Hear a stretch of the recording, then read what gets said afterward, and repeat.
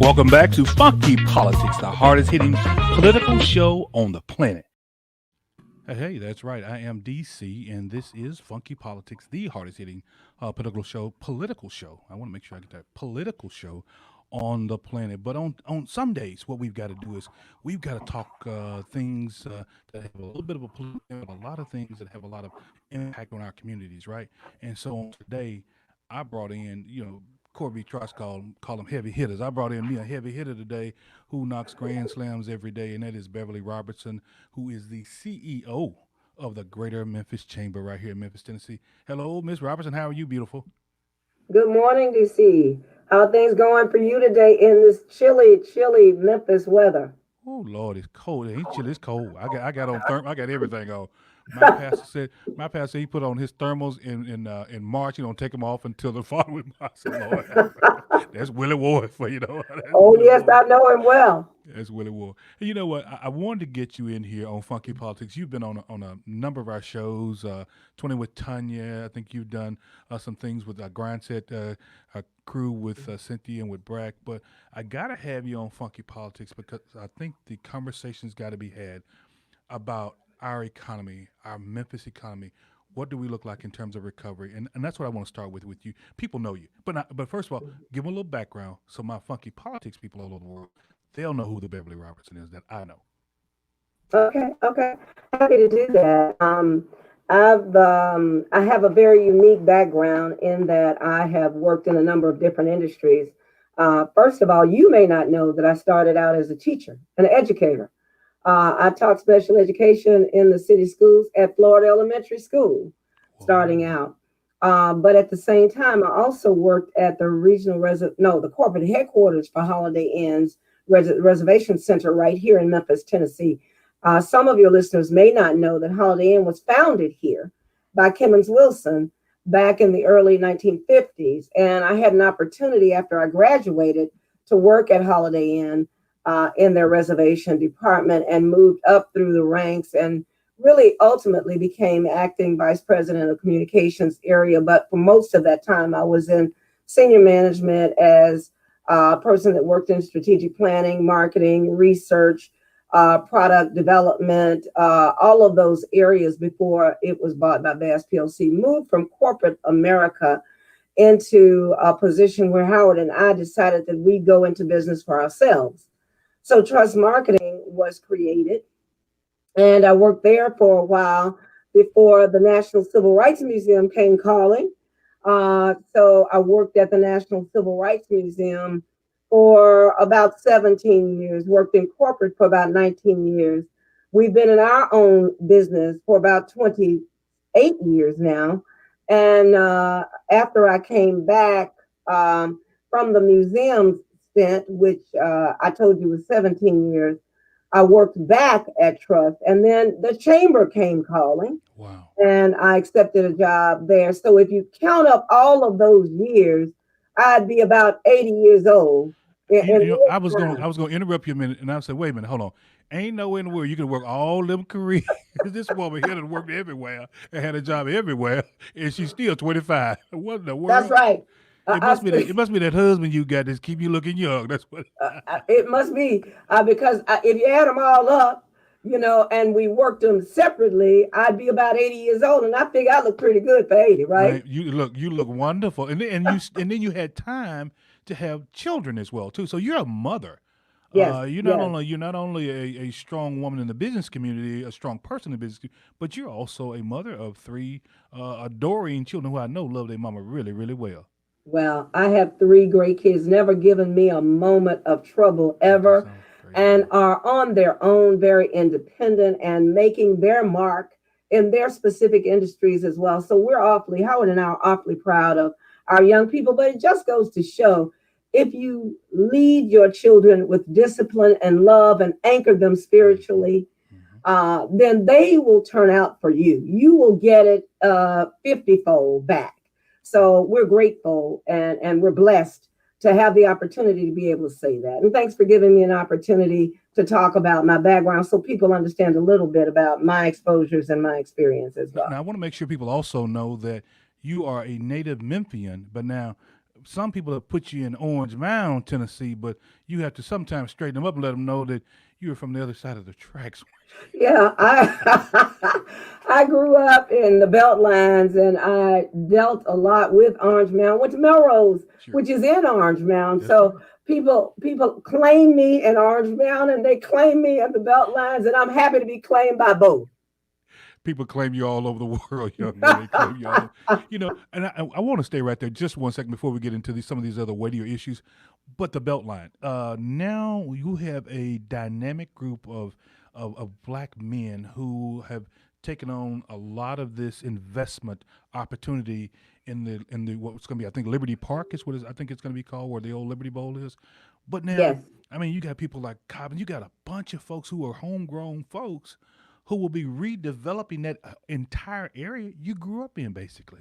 What do you think about that? Right. We're looking at, and Howard is deeply engaged in a project called Back on the Block. Oh, wow. And one of the conversations we've had is other people always invest in our communities, but we as Black people rarely take advantage of the opportunity to pool funds and build partnerships and strategic alliances to allow us to go back into our communities in which we were raised, that we were so fond of, that we talked often about. Mm-hmm. All we've done is a lot of talk previously, but now it's time for us to act.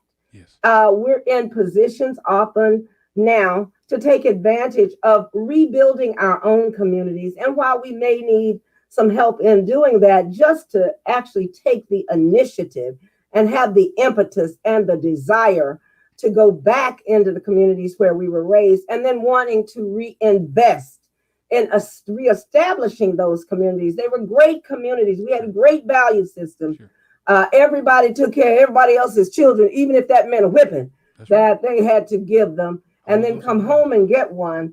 I'm one of those people too. I just think it is awfully a very strong source of pride for us, and we hope to get that moving very quickly. And those who are interested in joining us, give me a call or give Howard a call, and we're happy to engage you in that process, because you may want to do the same thing in your neighborhood. That's right. Building black. Let me tell you something. There's nothing like going back to where you grew up. And of course, I grew up in South Memphis at Vance and Orleans. Now they call it South City, Bev. They call it. I'm like, Yes, South what? I call it South Memphis. But some of the housing stock I see over there now, where Claiborne Homes and Foot Homes sat at one time, you'd be like, I want to live there now. But I remember growing up right. back in the day, we had to live over there, and Mhm. it's just something that you had to do. Parents didn't have the type of resources that some of them have now to move out to some of these other enclaves in the city of Memphis or Shelby County, right? And so, Right. Absolutely. but I Absolutely. think we're on the move in terms of our housing stock. I think we're on the move. I know that COVID, and we're going to get into that a little bit. I know that COVID has dealt us one hell of a blow in terms of our affordable housing stock, and I think the director of housing, HCD, talked about that on a week or two ago. And we got to do some more, like what you're saying, investing in our own blocks, investing in our own communities, and hopefully we can bring them back up. I want to get to this. Yes. I want to talk about, in light of COVID-19 and the pandemic that we're under, and people, I want folks to understand, COVID-19 hasn't gone anywhere. If the president of the United States can get COVID-19, it surely shows you that you are susceptible to getting it as well. And he's got the best health care anybody on the, I would say, in the world has. Madam President CEO, I would say he's got the best. But how do we get Memphis back to that point where we were written? I think the mayor talks about, city mayor talks about all the time, being on the move. We are Yes. on the move a lot. I mean, you have these places downtown that rebuilding major investment, and then all of a sudden, COVID just slowed things down. Is this thing a Yes. vaccine thing that's going to get us where we need to be? Do we have to have a vaccine, Madam Well, CEO? I am hopeful, either a pharma, which would be a pill, or a vaccine. And it looks as if we may not really have that vaccine available for broader distribution until sometime in the first quarter of next year. Some are even saying later than that, but you've got a lot of work going on right now around a number of vaccines that are in the third phase of trial, which means that they may be able to have something available for your frontline workers out there by the end of the year, but the general public would not be able to access it by then. Now, that's what a lot of infectious disease doctors are saying across the country, and a lot of the pharmaceutical companies that are developing the vaccine. So I am hopeful that first quarter of next year we can see some kind of distribution, because I'm not interested in the first dose of the vaccine. Lord, I want what? someone else to take that. Now, hold on now. Now that's funny, but I hear a lot of people say, "I'm interested, but I don't know." And I know, and I don't know if you mind sharing this stuff, but I know that you're a transplant recipient and you have progressed. You look great, and people don't know other folks' stories, but look at you, and you just can't go out there willy nilly without a mask on or just hanging out at bars because that's what you feel like doing. You wouldn't do it anyway, but you get my point. So you have to be very careful, and even in terms of getting the vaccine, you have to be even more careful. Correct? I do, and I have to get my flu shot and my pneumonia shot and my shingle shots, because when your immune system is suppressed, Hmm. you are extra cautious about everything that you do. And while I'm healthy and very fit, I believe, you just don't ever know. And That's so right. I would admonish all people listening to this broadcast to do as the infectious disease doctors say: socially distance, wear a mask, wash your hands frequently, and that will at least mitigate or minimize the opportunity for you to catch the virus. If you just do those simple things, you will help to reduce the numbers, and you'll flatten the curve, and we can open businesses back up. But when you don't do it, that is not possible, and that's why our industries are suffering so much. So do that so we can get back to work, we can get back to business, we can get back to school, we can do the things that we've always done, but it's not going to be the same Yeah. as it was before COVID, after COVID is done. And So and I please hear know that. I hear the folks in the department say all the time. They said, "Folks, look, we're in a whole new age of living now. Whatever we do going forward, it will not be the same as it was prior to COVID." And so those are a lot of businesses that are members of the chamber, and I'm sure you probably got five phones where you at because you've got so many numbers to answer. Because I'm sure people, what do I do next? How do I make it to the next? What do you do? Uh, like a Drew's place or Joe's a laundry service right there on Madison or in South Memphis. How do you tell them? Hold on, we believe help is on the way. If we got our Congress working with our president working with the Congress, we can make something happen. Yeah, I mean, we have had scores of calls. First of all, you should really know that a lot of people look at the chamber as a consortium of big businesses. But the reality is 89% of our membership is small business, Yes, ma'am. small business. Mm-hmm. And so what we've recognized, and this is the result of what is happening in the environment as a direct result of COVID. What we've recognized is they cannot renew their memberships because many of those Mm. businesses are either have part-time status. Some of them have actually closed. So we have to be in a fundraising mode because most of our dollars to operate come from membership fees. Yes. We have given those businesses that have indicated the need to leave the chamber membership the grace, and we are accommodating them through the end of the year to allow them to get their sea legs back underneath them. Sure. And we're also advising them on how they may be able to access funds that they may not be aware of. Whether it's for newer businesses, there may be funds through Edge. There are certainly funds through the local government. There are stimulus dollars through the state, which are part of the national stimulus dollars that have been sent to the state of Tennessee. There is accessibility of funds that they are not aware of, and we communicate that to them because we want to see them saved. But when we look at the numbers of the businesses that have been tremendously impacted, what we see is that there are about 30 to 40% of smaller businesses that are likely to close and Mm. never reopen. My Lord. So we can take a mighty hit as a direct result of that. That's why it's important for those stimulus dollars to be approved, another stimulus package to be Don't go. I approved. want to stop you right there. Let's take a quick Yes. break because I want to come back and I want to jump right. I want to come back with stimulus two, possibly, and your thoughts on it and where you see some of that being directed that has the most impact is what we like to talk about. So be right back, y'all, with my very special guest, Beverly Robertson, CEO of the Greater Memphis Chamber and a heavy hitter in our own right. We'll be right back in just a second. KUDZUKIAN. So we're talking about actual harm against actual people. Different episodes, you come up with a more surprising thing. You're just taking baby steps, talking about escapism and like, yo, I'm mad, but I'm tired.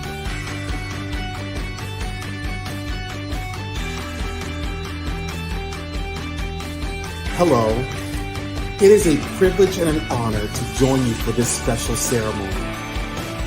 I can't tell you how privileged and pleased I am to be a part of the most critical conversation of 2020. Sickle cell disease from birth to childhood up. So thank you for joining us.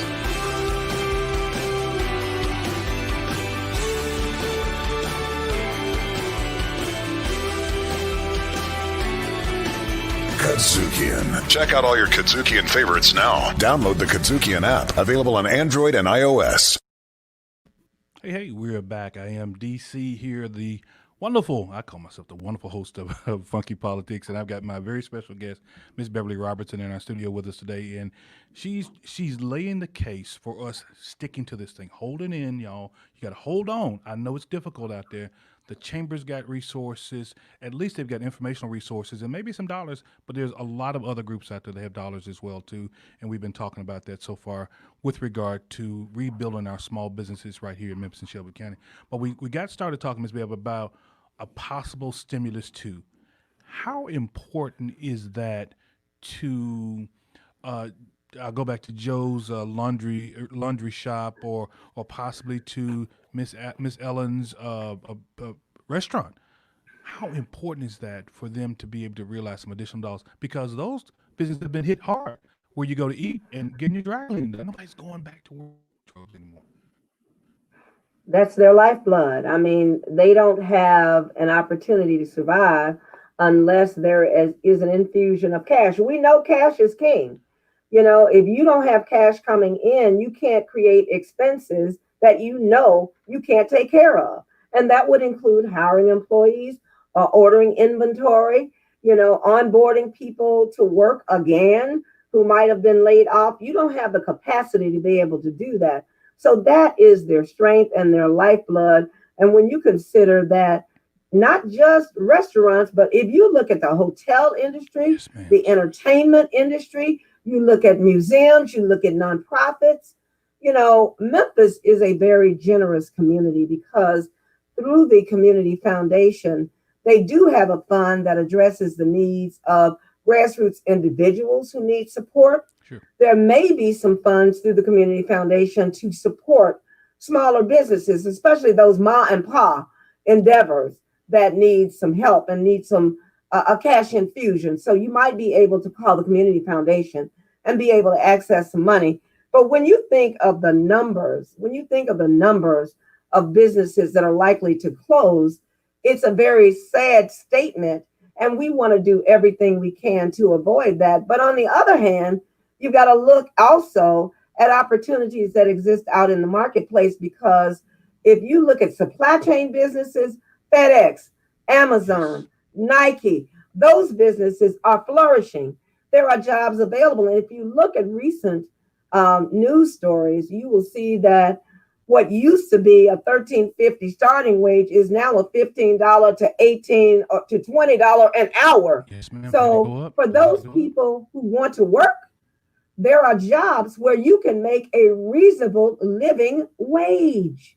So if you find yourself in a position where you are not going to be able to go back to work to your previous employment, there are opportunities. And when I say this, if you go on the chamber website, you will see listing after listing after listing after listing of jobs that are available So you don't have to starve to death.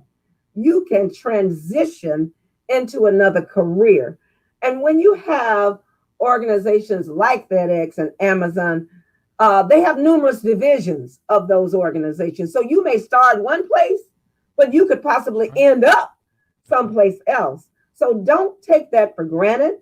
Don't sneeze at that, because making $18 an hour with full health care benefits, opportunity to go to college paid for, just health care alone is so expensive.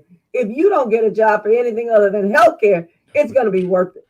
Well, you know, not the funny, but the odd thing you say about that is that these places are paying top level wages right now, but prior to COVID, they were rather. I mean, they were 12, 13, let's call it what it was, 12, and you had some 15s, but now you're right. It's not unheard of to see at a DHL a board that says we're hiring material handlers at $18.60 an hour. Absolutely, and I see it on the interstate all the time. You will notice that, and some of this is driven, and this is what is really important to understand. A lot of times businesses change because of demand. In other words, Google's now setting up shop in Mississippi, and their wages are probably going to be $20 an hour. Amazon is like $18 an hour. FedEx has got to compete. So now they've upped their game significantly to be able to compete for quality employees. And when it becomes a quality employee issue, you better believe the businesses are going to do what they need to do to be able to drive the talent. And that's amazing to me. Yeah, it is an opportunity out here. When one door closes, isn't that what they say in church? When one window closes, another door opens. And so there are some doors that are open now for us. And so if you have not gotten that call to come back to work, go to the chamber website, and you don't have to look hard. You can look on the billboards.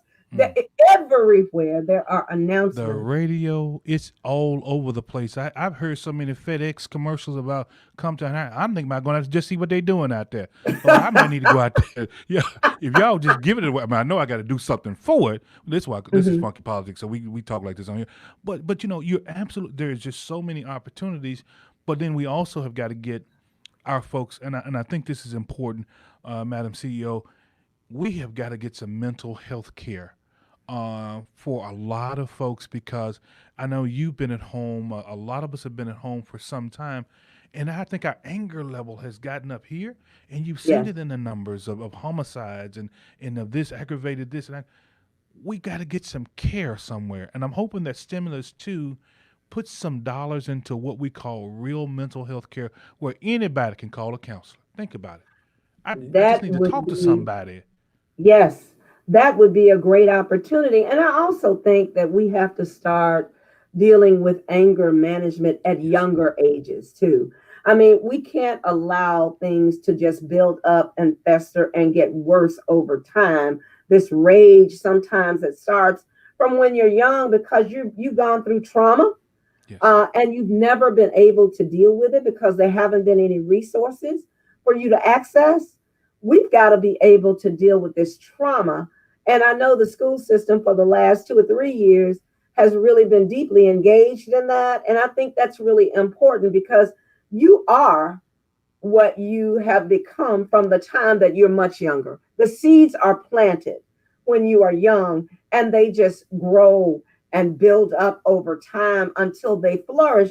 Pretty soon, it's out of control. That's right. So we've got to intervene younger, but we also have to deal with what's out there right now, because there are people who are out here who are committing crimes, and it has grown and built up over time. So we've got a proliferation now, and our crime rates are soaring and are higher in most urban markets. This is the case. And so we're not alone in that, but that doesn't make us happy. We want to be able to address that so it doesn't get to the point where you feel that you have no control and you have to go out and shoot somebody. Well, see, I'm glad. See, I got you on Funky Politics, because we're just not going to talk about business. We're going to talk about everything. I ain't got but a few more minutes with you. But you taught at Florida Elementary School, and you taught back in the day when we, and I will say people like me and you and some others, were a little bit more respectful. And I hate to use the term authority, we were brought up on. You respect it's in the Bible. You respect authority, Mhm. right? And so, Yes. do you see a diverging point right now? And I know because you and I don't want to be old educated in terms of years, but an old being back in the day, Memphis City school days.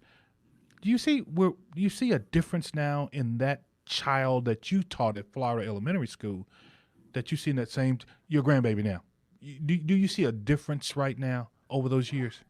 I do. And I would say that that difference is parenting. Hmm. That difference is that sense of community. Hmm. You know, when we were coming along, anybody could say something to you. Now these parents don't say anything to my child, don't touch my child. I mean, it is, Ready to fight. and that is, so you're creating a pathway to prison in many ways for that child, because that child knows that in whatever they do, you're going to defend them. There is a right and there is a wrong. And what you need to understand is, as a parent, you have a responsibility to teach that child and set that child on the right path. And if you are defending and protecting everything that that child is doing, then you are a disservice. You're providing a disservice to that child, because now he goes in the classroom and he disrespects a teacher, and the teacher decides that she's not going to tolerate it. She sends him to an alternative school, doesn't get the kind of education he really needs. That means he doesn't get a good job. And then when you look at, on top of all of that, we're moving into automation, artificial intelligence, digitalization, machine learning. Our children don't have access to that often. You are really setting that child up to go to prison. And please, parents, understand that while I am not preaching to you, understand that there is an obligation. We love our children, yes, and we want what is best for them. But I think as a parent, you need to understand that your role in delivering that is tantamount to the success of that child. Stop defending that child when they're wrong. Right. Stop allowing them to steal and taking the items into your home and accepting them as yours. They're not yours. Stop doing those kinds of things, because that is teaching a value system that is destined for failure. And failure often comes. I got a couple of things before we get out of here. One of them is are you surprised by what you see across the country with the Black Lives Matter piece and the movement? And you see all these major corporations now are coming to the forefront, and they're saying, yes, we need to be more inclusive. Yes, we need to do more. Yes, Black Lives Matter. And you're talking about companies that all of a sudden, and I think they I don't know if it's because it's the right thing to do or because I have a very large segmentation of people who purchase my products. I think it is the sign of the times. I think that companies now want to be on the right side of history. But I will say this. It's one thing to say it. It's another thing to practically apply it within your organization. So I'm not as interested in reading the platitudes. What I am more interested in is how you back that up with the actions that you deliver within your organization to physically demonstrate that you are driving change.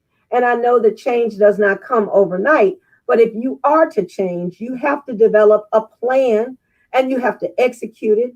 You have to hold your middle management accountable. Often messaging can come from the top of an organization, but the belly of the beast, in the belly of the beast is where it stops. And unless you make that belly of the beast accountable and hold their feet to the fire, it is not going to happen, and it is not going to permeate. It's not going to stick. So please understand that words are one thing, but actions always speak louder than words. One more thing, and I'm gonna let you get out of here because you have a busy month. I've seen your calendar. I know I'm just gonna pray for you in your calendar. One thing I want to say, you are a first. You've been a first of a lot of things in your life. And at some point, in all those 80 years that you had your career at 35 and look at 22, when do we get to the point where I don't have to say that Beverly Robertson is the first Black female, or first Black, I think, period, in charge of the Greater Memphis Chamber? When do I get a chance to say Beverly Robertson is not the first Black mayor of the city of Memphis, or I get to say that Kamala Harris is not the first Black woman vice president? Do we get there sooner than later? Beverly? Do we get there sooner than Oh, I would like to be optimistic about that. You know, it depends on what kinds of actions we see as a direct result of the social justice pandemic. I often say we're in the middle of three pandemics: health pandemic, economic pandemic, social justice pandemic. And it matters how we come out of this social justice pandemic. If the people who are expressing their desire to change actually change, then what we will see is more African Americans, women, folk of color on corporate boards. We will see more people serving as mayors of cities. We'll see more governors of states. We'll see it's not going to be an anomaly to have a female run for vice president. It will be the norm rather than the exception. I would certainly say that I might not live to see it, but I hope and pray that our children can live to see it, Mr. Catron, because it is something that should have happened a long time ago. We have the intelligence, we have the capacity, we have the will. We just need the opportunity. But we've lived to see you. We're living to see what Kamala's doing. We live to see what Susan Rice done. Not Susan, Condoleezza. Barack Obama. Yeah, Barack. We don't even talk Barack Obama. You know, so even Thurgood Marshall back when I didn't think it was see a black man down at the Supreme Court at all, even be to argue a case. But we have lived, and I'm going to take courage in the word that we hope that it's in our lifetime, Ms. Bev. We hope it's in our lifetime, right? Yes. That's all we can do at this point, right? Is hope for the Absolutely. best, keep praying, stay masked up, as you would say, Masked social up. distanced, and wash your hands, right? Absolutely. Well, thank you so much for being on the program with me today. I know you got plenty you got to do. I appreciate you, Queen. You are the queen. You are the queen. You are the queen. You hear me? Don't let nobody tell you. I know your husband tell you this all the time, but I ain't gonna worry about how. Oh no, never. Oh, you better tell your wife she's the queen. But anyway, you got wonderful children. I'm gonna talk to that daughter of yours too. I had everybody on my program except for the daughter. I got to talk to her too. But anyway, we go. Yes. We'll get you back here again. Thank you so much, Beverly, for being on our program today. Beverly Robertson, y'all, CEO of the Greater Memphis Chamber and former president of Delta Sigma Theta Memphis Alumni Chapter. I got to say that too. Yeah. Thank you, Daryl. I appreciate you. I'll be appreciate right back your work. No, thank you so much. I'll be back with some closing thoughts.